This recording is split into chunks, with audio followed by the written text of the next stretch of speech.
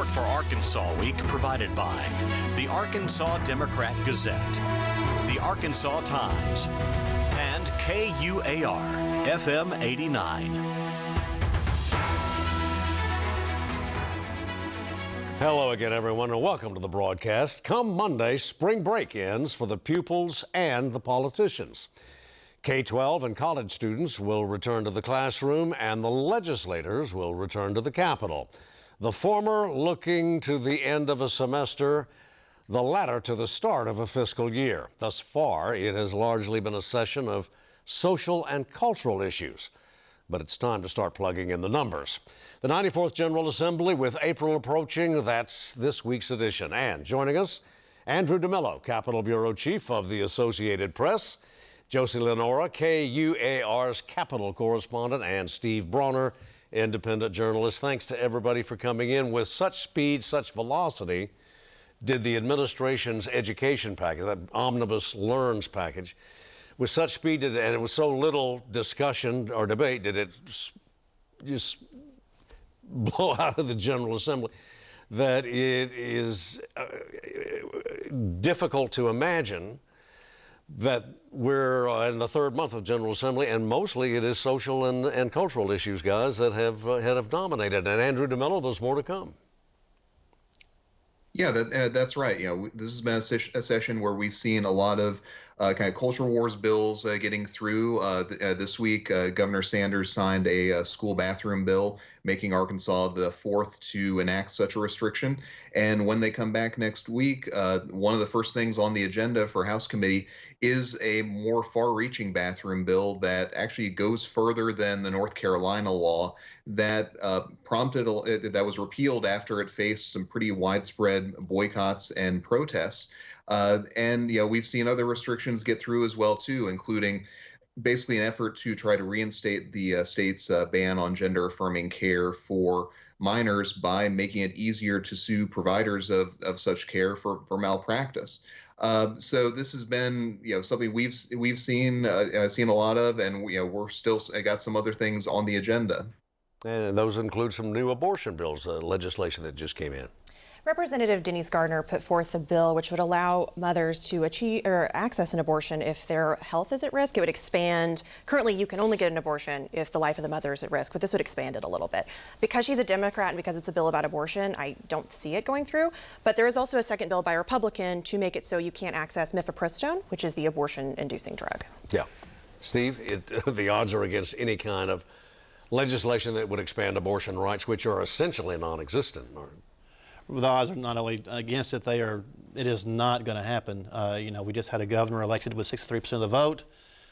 We just had Roe v. Wade overturned. Arkansas's ban on almost all abortions just now went into effect. This is not the time that there's going to be any kind of expansion. Anything that is going to happen would happen in the court system. It is not going to happen legislatively. Yeah, well, expansion aside, there are further constrictions, further limitations in new legislation that's been introduced. Andrew, this is aimed at physicians. Yeah, that's correct, and I think that's going to be the big test. Is does the state want to go even further with the restrictions that it has? Arkansas already has banned effectively all abortions, except with the exceptions of those to save the life of the mother in a medical emergency. So the question is, how much, given the legislature's conservative bent, do they want to focus on adding more restrictions, or is there much appetite for that fight at this point? And that includes potentially, we're talking now about legislation that's targeting the oral contraceptives or oral forms of abortion, the pill, morning after pill. Well, that would impose, if I am reading the legislation correctly, would impose criminal sanctions on, or certainly administrative sanctions on physicians that assist in any way on that legislation, on that administering that pill. That's a further constriction of an already very limited pathway toward abortion. But one of the things that's so striking about it is that you find you got a veto-proof supermajorities in both chambers of the General Assembly, with, Andrew, very rare exceptions there has been absolutely no dissenting votes on the Republican conference on any of the so-called hot button issues. Yeah, that's right. One exception is the bathroom bill that's been sent to the House. It was a narrow vote in the Senate where you actually had a Republican lawmaker getting up and speaking against it, kind of laying out some of the issues that he saw with that legislation. The big question is, are there Republican lawmakers in the House who see the same issues in terms of the enforcement, the fact that this would criminalize transgender people using bathrooms that align with their gender identity, and so that's kind of been the exception to it. But for the most part, these have been almost nearly party line votes every single time. Well, you look at the Constitution, and the overriding responsibility of any legislature is to write a budget. Well, it's budget time. We got a fiscal year starting, and well, we've got a nice little budget surplus, Treasury surplus built up. But it's time to start plugging in the numbers. We have an administration that has pledged to try to at least begin, if possible, there's a little bit of wiggle room there, to begin whittling away at the Arkansas income tax, the state income tax, but also some capital improvements on prison. We have Medicaid still pending. And of course, the big one takes more than half the general revenue budget, and that's the school fund. Senator Brian King and Senator Hickey, when they voted against the LEARNS bill, they both in interviews cited the fact that the bill was underfunded or they didn't know where the funding was coming from. Right. That's a huge, wide-sweeping piece of legislation. There's a lot of money involved. And everyone, including the Arkansas Department of Education and sponsors on the bill, have reassured people that the funding is going to come and that the money will be fine. But we don't completely know exactly how the funding is going to work. And with a lot of other things that are on the menu for the legislature in the next few weeks, I think a lot of people are concerned. Yeah, Steve? Well, a big hurdle was probably passed yesterday when the House and Senate Education Committee chairs filed a bill that would have the per pupil foundation funding. That is, schools are half the budget, and a big part of the budget of that part is the foundation funding. And it's about it was a $205 increase from last year, and what that's going to amount to, that's actually less than the adequacy committees suggested. But their reasoning is that there's more money coming in from the LEARNS Act, and it's going to come from other places. So now that we've got that hurdle passed, we can at least move forward. There has not been a lot of guidance from the Sanders administration on this. They have not presented their own budget. So we kind of started with Governor Hutchinson's budget, and now at this point, it might be coming from the legislators themselves. There hasn't been any kind of appropriations letters. There's just been this will probably be legislatively driven in some ways, and now they got to get it started. This is, the goal was April 7th to be done. That's not going to happen. No. We're looking more like April 13th or so at the very least. But probably it's hard to see even that being done. We still have to do prisons, which is going to be a big issue. We still have to figure out how we're going to pay for the LEARNS Act. We've got to figure out how to pay for everything else. We've got to go through all the appropriations, and now we're at the end of March. So they may be here for a while, or Yeah. they may hole up joint budget and just and get it done. But it's hard to imagine that happening. Yeah. Andrew, that's quite an agenda for the next several weeks. Yeah, that's true. You look at the list of the to-do list that there is for the legislature right now of things they have to do. You're looking at a massive crime bill, finding money for a new prison, which seems to be part of this agenda, but also tax cuts. Looking at school funding. Big question about whether or not there's going to be a fight over Medicaid, and then you get to the budget and also get to whether what constitutional amendments are they going to put on the ballot. This is a daunting list, and the idea of getting all of this done by April 7th, I think there's pretty healthy skepticism from some lawmakers, and even some who wonder if they can get this done by the end of April. Well, let's take LEARNS here and the education budget. We have over the last several weeks, days actually, started to see some pushback, some serious questions on the part of educators around the state. School board members, particularly superintendents, how is this going to affect my district, my pay plan? And not all the superintendents have been soothed, let's say. Josie? Well, the Little Rock School District at their board meeting last week expressed dismay over the fact that they didn't necessarily have the highest salaries in the state anymore. And although they have money, they might have money to pay for these minimum salaries, which are higher than usual, they don't necessarily have the funding to pay for the same salary schedule. So it's a completely different funding system than what they're used to. And I know we were talking before the show about how the Bryant School Board expressed the same concerns in their board meeting.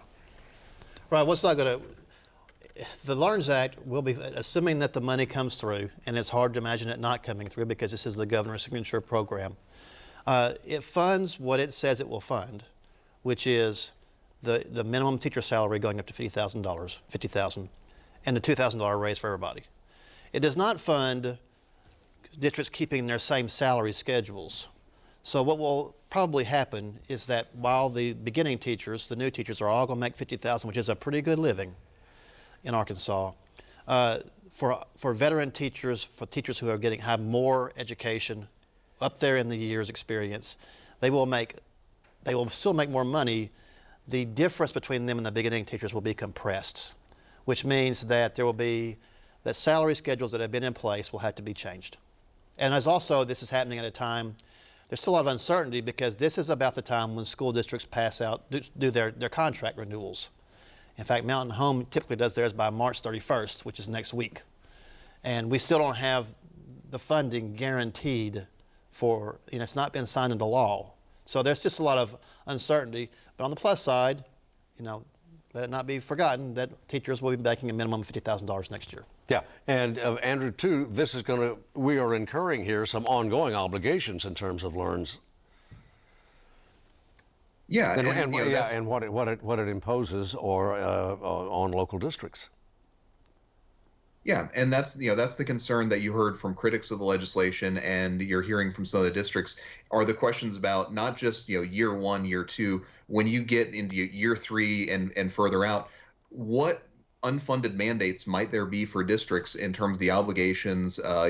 Steve's talked about the salary schedule issue, and I think you're probably going to hear more of this from districts as they start putting together their budget and start looking at their policies and looking at how to comply with all different parts of this. Remember, this is a 145-page bill, and there's still a lot that has to be worked out through the rules on it. All right, and Steve? Yeah, the rules, there's a lot of vagaries that will be determined by the Department of Education and the State Board of Education. And so that, school districts are going to be entering in the next few months. This is when they really, really plan for next year, still not knowing what they're going to look like. Now, the Secretary of Education, Oliva, has said he's going to go around the state. There'll be a lot of openness and discussions. The LEARNS Act part, passing the legislation, was done not so much in the public eye. It was not done through the legislative process. There was a lot of discussions and meetings, but not so much that people like us could see. The rules process may be open, and might be, and it could be interesting to watch over the next few months how this begins to be fleshed out on the vouchers. Lots to be determined. Homeschoolers, who gets the money and how can it be spent, and who can it be spent on, and how's accountability kept. All this is major, needs to be still determined. And the next school year starts in not that far from it now. So it could be a very busy, interesting, really year to 2 years as we flesh this out. 2, 3, 4, or 5 years, because what I'm hearing from some educators is that we really have no good idea as to how many students traditional public schools are going to lose to homeschooling or to parochial schools or to charters. I counted about 2 weeks from the time that the bill was made available to the public and to the time that it actually ended up passing. And it was 145 pages. I had trouble getting through it in all that time. A lot of legislatures were honest about the fact that they had trouble getting through it and understanding all the ramifications. I think one of the most interesting parts is the Education Freedom Account, which is millions of dollars, which will go from public schools to private schools so that parents can enroll their children in private schools. But we know there's going to be a 3-year rollout. We don't really know the details. We don't really know who goes first. We don't really exactly know how much money goes for each student. Sure. On to something else, and that we mentioned it earlier. Capital construction costs for any new prison, they're going to be substantial on what we're getting ready to build anyway. But then you have M&O afterwards. You pay for that prison on and on and on. It's kind of like any other big state function. Right, and no matter what, this is going to happen.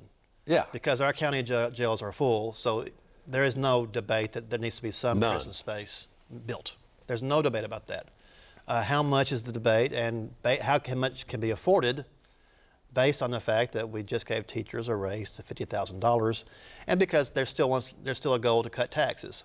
And all this is being done in the context of these huge budget surpluses right now that are unprecedented, as far as I know, but kind of based on this weird COVID economy that we don't know how permanent it's going to be.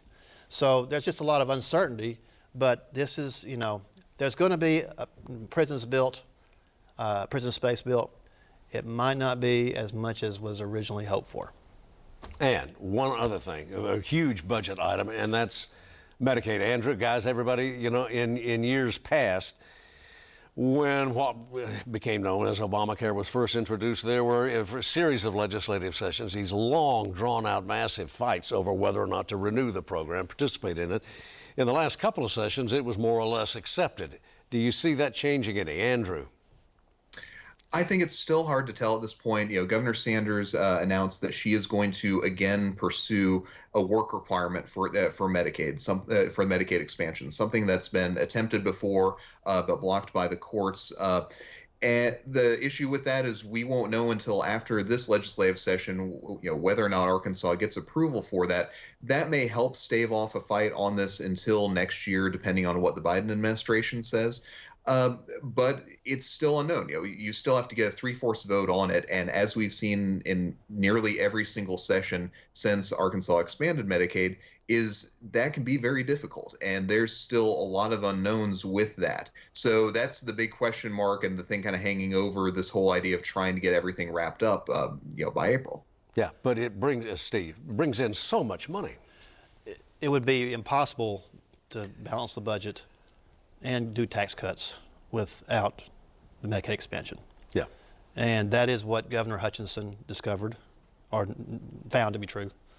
And so, and basically Well, Governor... some would say he knew it going in, but... he did not campaign. Yeah. He did not mention in his first campaign how Right. he was going to get rid of Medicaid. Yeah. And neither did Governor Sanders. And she basically has used the same play that he used, which is, let me check with the feds. Let me see if we can do a work requirement. He did the same thing, bought time, ended the controversy, and that appears to be her play. I have not seen anywhere during her campaign or during her early time in office that she has mentioned getting rid of the expansion. I cannot see legislators wrecking her budget or wrecking the budget this time, and it is now a part of the fabric of Arkansas healthcare. Not only that, but we are going to be getting rid of recipients. There will be They'll pare the rolls down a little. Now that the COVID pandemic the national emergency is over officially. There will be people taking. We're going to be getting people off the rolls anyway. There will be momentum that would be in that direction. So hard to see there being a big controversy. All right, Steve and Josie and Andrew, thanks very much as always for coming in. Back soon. Learning, education, growth, intellectual development, it's not restricted to the classroom. When the barn doors swing open, so can other doors. And we go to Greene County for this month's edition of Good Roots.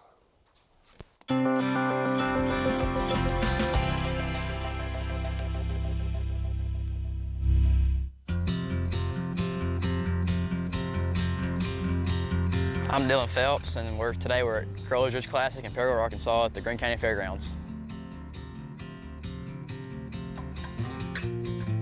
Me and my brother were kind of born into it. We've been in barns since we were 1 and 2 years old with goats, calves, and hogs, all kinds of things.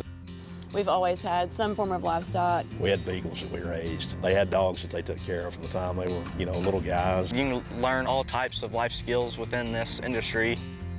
Teamwork, leadership, hard work.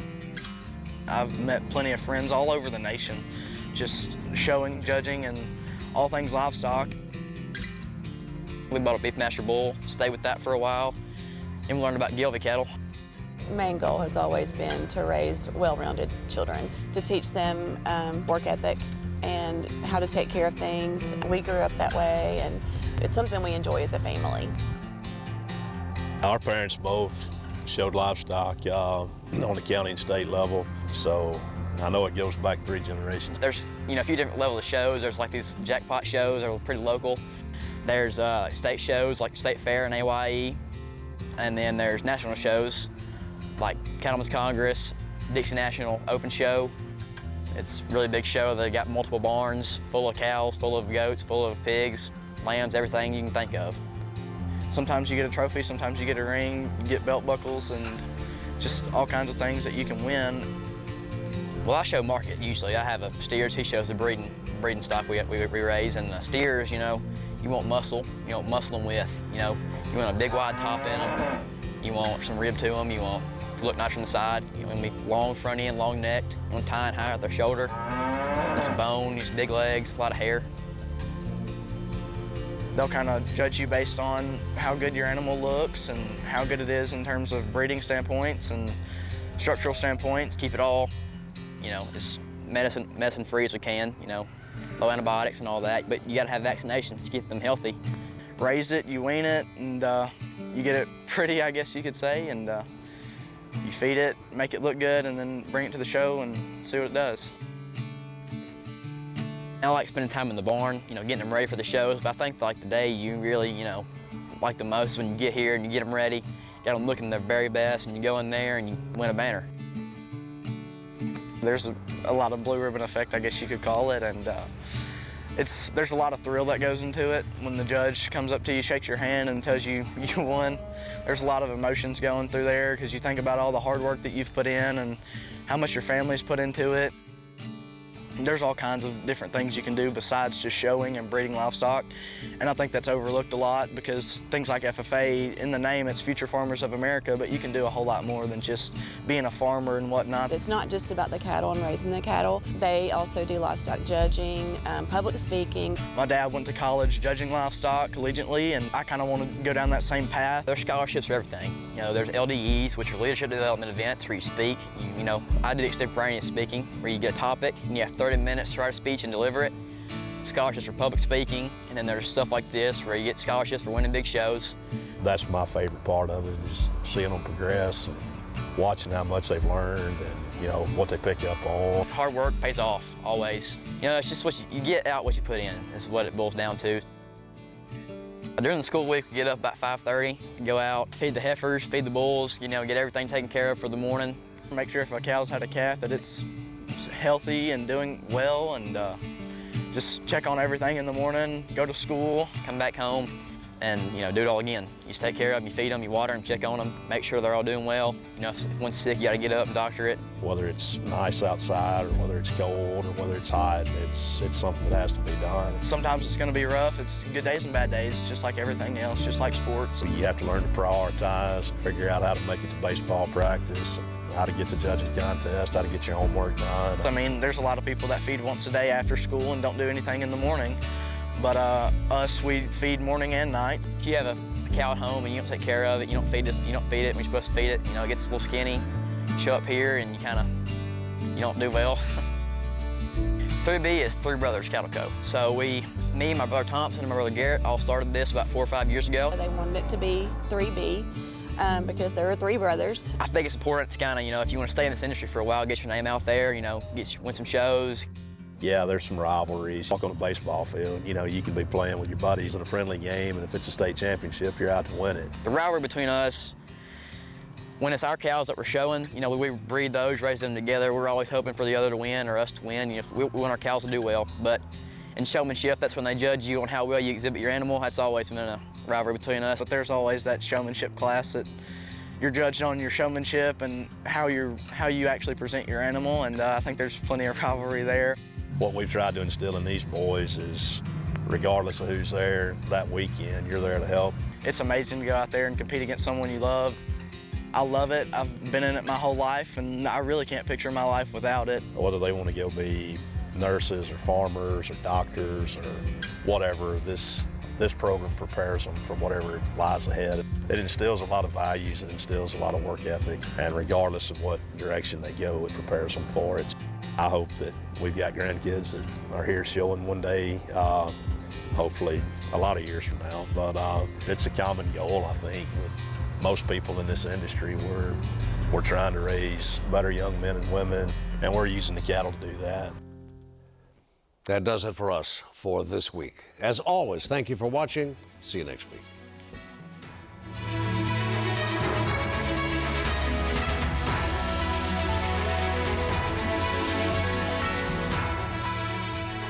Support for Arkansas Week provided by the Arkansas Democrat-Gazette, the Arkansas Times, and KUAR FM 89.